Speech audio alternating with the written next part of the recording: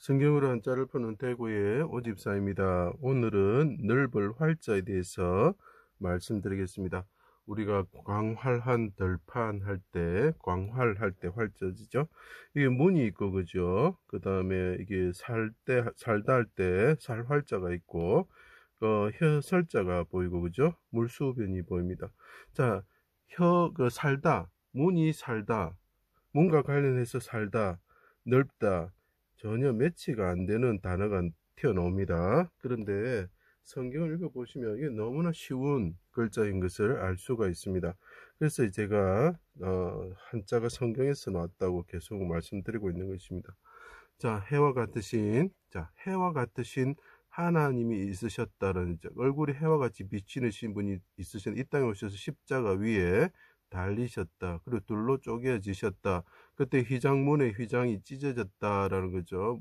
제가 문자 설명한 거 봐주세요. 그리고 그분이 어떻게 됩니까? 무덤 문 안에 들어가셨다. 이런 뜻이라고 그랬죠. 해와 같으신 하나님이신 예수님이 인자로서 자기 땅에 오셨습니다. 북방 예루살렘에 오신 거죠. 그 예루살렘 성문 밖에서 성문 밖에 북쪽에 십자가에 달리시고 그분이 부르짖으셨다. 하나님께서 죽으시면서 내가 목마르다 하시고 그분이 천대까지 하나님의 그 명령을 십계명을 지켜서 천대까지 은혜를 베푸시면서 그분이 죽으셨다. 성문 밖에서 이런 내용이죠. 골고다 언덕에서 유월절 전날 대적들의 수족을 찔러 십자가에 달고 피와 물을 흘리게 하였다. 그분이 피를 흘리셨다. 그래서 어쩌면 내가 목마르다. 혀가 입천장에 붙었습니다. 라고 이야기를 하는 거죠. 옛적에 없었던 해가 빛을 잃고 어둠이 덮을 때에 옛부터 계신 하나님께 부르짖습니다. 나의 하나님, 어찌하여 나를 버리셨습니까? 멀리하지 마십시오. 멀다, 이런 뜻이 있습니다. 그렇게 물은 거죠. 내가 물같이 쏟아지며, 이 십자가에 계신 분이 말씀을 하시는 거죠. 성문 밖에서 그분이 죽으시면서 말씀을 하시는 거죠. 내가 물같이 쏟아집니다. 혀가 입천장에 붙었습니다. 아버지, 물을 주셔가지고 내가 살게 하여 주십시오. 이 삼손이 해와 같은 사사가 보이죠. 삼손이 하나님께 1000명의 군대를 죽이면서 내가 입이 말라 죽게 되었습니다. 아버지, 샘을 터뜨려 주십시오. 라고 이야기하는 것 똑같은 겁니다. 삼손의 이야기로 자꾸 보시면 안 되고 십자가 예수님의 이야기로 보셔야 되는 것입니다. 그 혀가 입천장에 붙었습니다. 질그릇 조각같이 되었습니다.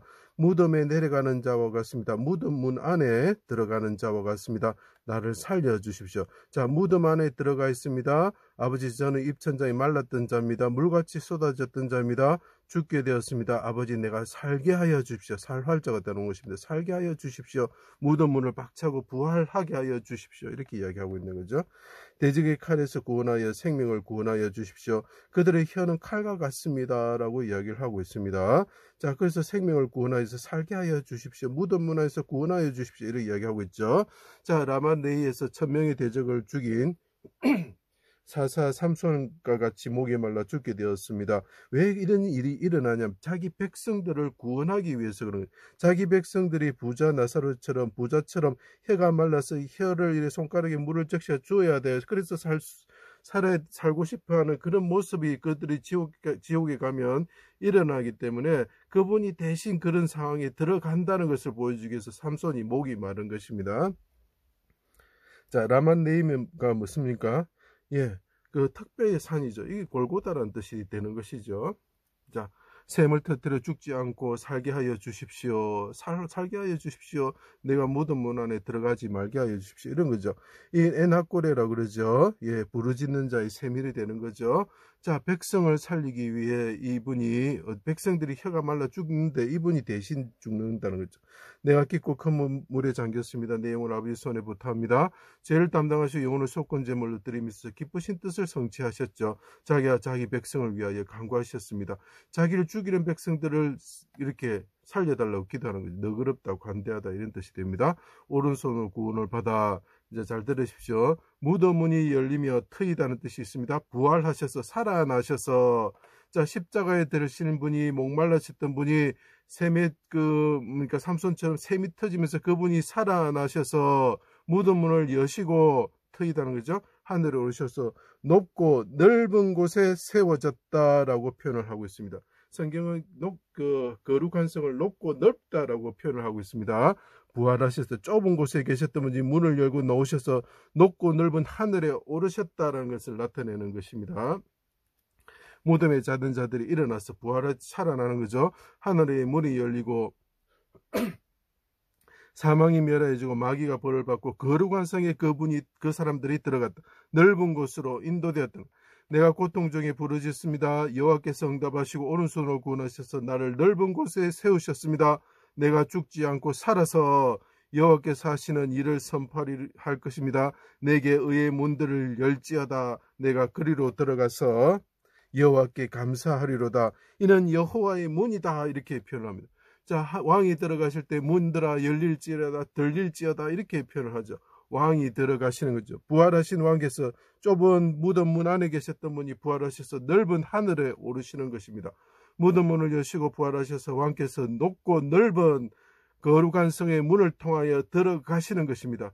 그것을 보고 너희들이 눈이 아름다운 왕을 볼 것이다. 여호와 하나님을 볼 것이다. 그리고 광활한 땅을 볼 것이다.